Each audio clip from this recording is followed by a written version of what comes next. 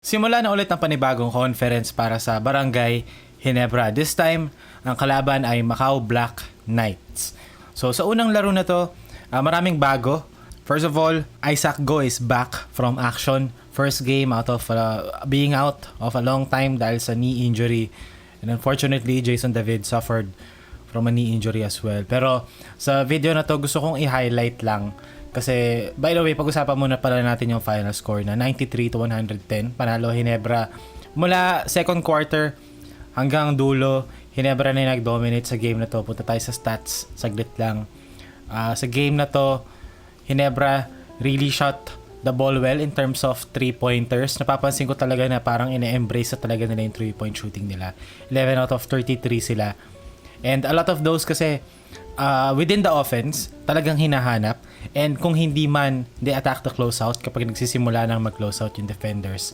And in terms of points, Brownlee, the usual Brownlee game, wala pa rin talagang kupas ang isang Justin Brownlee, 31 points. 𝗪𝗀𝗴𝗵𝗵𝗵𝗵𝗁, 25 points, 6 rebounds, 7 assists. Holt scored 13 points, very solid. Rosario had 11, Aguilar had 6, Torres was solid as well with 10.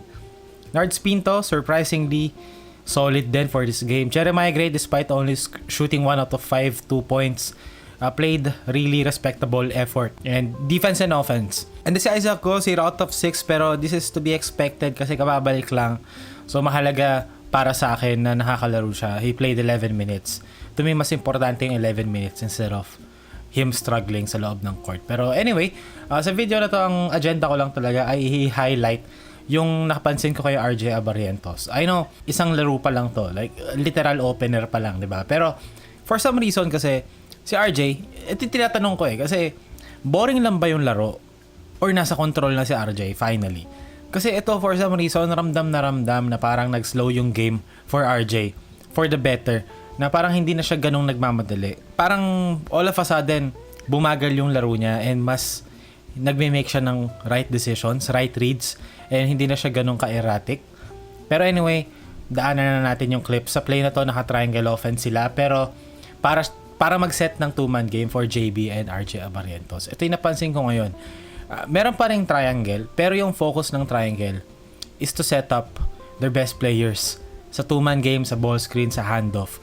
Kumbaga naka-triangle sila per se, pero how they look for their shots hindi mostly nanggagaling do sa usual triangle options. Dito, di ba, naging empty side ball screen with Brownlee and RJ. Then RJ, di ba, very patient, played the angles well, hinintay niya na mag-commit dito itong player na to, tapos nasa likod niya yung initial na tao niya. So therefore, merong open, whether si Japet yan or si JB kasi he drew 2 defenders. So kumbaga, it's sa RJ kasi playing it patiently. Again, kung babalik natin, it's not about kasi sa kung ano yung ginawa niya, but rather kung paano niya ginawa. Like, tingnan natin yung ball screen ulit. Yung pace ng pagdaan ni RJ and pag-dribble around the screen. Making the decisions. Hindi na niya pinipilit. He waits for the defense to give him options tapos tsaka siya magre-react. Which is, you know, growth area talaga yun. And it's nice to see RJ, diba, growing into that kind of role. Kasi kumbaga, to be expected na parang siya yung successor ng isang LA Tenorio. And dito naman, hindi niya hawak yung bola, pero tingnan nyo kung paano niya in-orchestrate yung spacing para magkaroon ng buwelo si Brownlee for the isolation. And again, Brownlee drives to the middle, merong nail help defense dito from Macau, therefore leaving 𝗪𝗀𝗴𝗵𝗵𝗵𝗵 wide open para sa 3-pointer. And again, it's not about RJ doing different things. Ganun pa din naman, pero kung paano niya ginagawa is different. Mas may poise, mas composed, mas may patience, mas hinahayaan niya na dumating yung options for him. And then tsaka siya gagawa ng decision. Dito naman, di ba? Transition, pero narealize si RJ, okay, set up tayo ng triangle. Nag-LA Tenorio siya dito. Okay, set up natin, flare screen for JB, and then two-man game with Norbert Torres. Instead of forcing, he was probing. Yun yung parang key na gusto ko i-share dito. Instead of forcing, but he's probing. Ano yung sabihin ng probing? Nagpo-probe siya, as in, he slows down dito, nagde-decelerate siya, ini-snake niya yung pick and roll. He manipulates the defense. He gives himself time para basahin kung ano yung binibigay ng defense. Dito,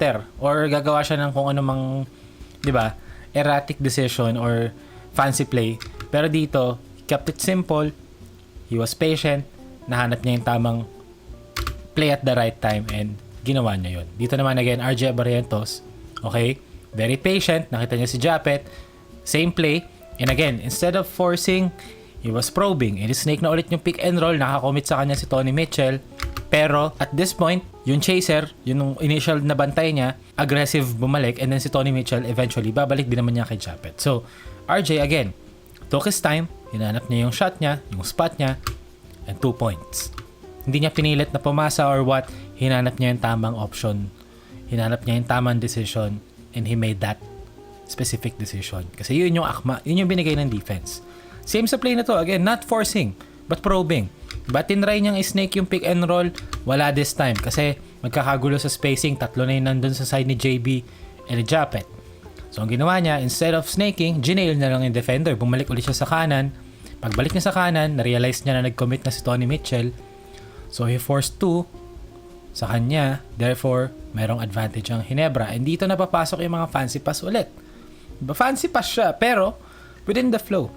Reasonable. Kumbaga, di ba? Nasa lugar. Nasa lugar yung fancy pass ng isang RJ. And habang pinapanood ko tong game na to, na-impress ako. And at the same time, nabore. Which is good. Kasi this is what you expect from a guy like RJ Barrientos. Kasi, yes, Scottie Thompson is an elite point guard. Maraming magdi-disagree sa akin, pero I will stand by that opinion. Maraming magsasabi hindi pure point guard si Scottie, pero I do believe that Scottie is a pure point guard. Hindi lang mukhang ganun, pero mararamdaman mo kasi yung effect, yung decision making. For RJ, he looks like a pure point guard, pero in decision making, kulang, di ba? Kumbaga the previous conferences. Pero now, the fact na RJ is slowing his game down, ala CJ Perez last conference, di ba? Nadali tayo ng CJ Perez na nag-slow down. Kumbaga, instead na fino-force si CJ Perez yung mga drives niya, di ba? Pinoprobe nga niya yung defense. So, may step back 3 points na siya, pumu-pull up na siya, nagpa-floater na siya. So, he gives himself time to make a decision and make the right play. So, for RJ, di ba, dati, nagmamadali si RJ. Dati, kumbaga pinipilit niya yung skills niya. Magaling ako mag-dribble, shifty ako, I can shoot this pull-up, kaya kong gawin tong fancy pass na to kasi may confidence ako sa sarili ko. Pero kasi yung ganun, hit or miss siya. Which is yun yung naging weakness ni RJ. Yung defense kasi medyo na-solve niya na eh. Hindi siya ganun ka-defensive liability last conference sa playoffs. And malaking factor doon, I think, having Johnny A sa team ng Ginebra, sa assistant coach, sa coaching staff nila rather. Kasi si Johnny A, hindi naman siya defensive liability despite being one of the smaller guards sa history ng PBA.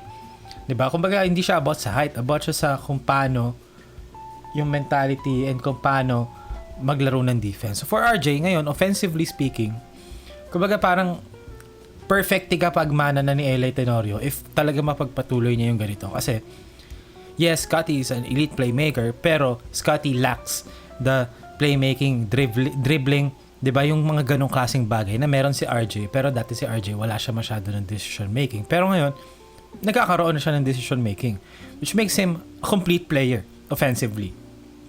And if he continues to figure it out, malayo mararating ng Ginebra kasi siya yung mag-glue together sa mga pyesa nila na unti-unting bumabata at lumalakas and mas nag-lean towards or mas nagko-complement sa strengths ng isang RJ, which is nice to see. And again, this is the first game, overreacting lang to, pero it was nice to see this team gel and perform well against Macau Black Bears. Yun lang naman. Thank you very much. See you sa next game.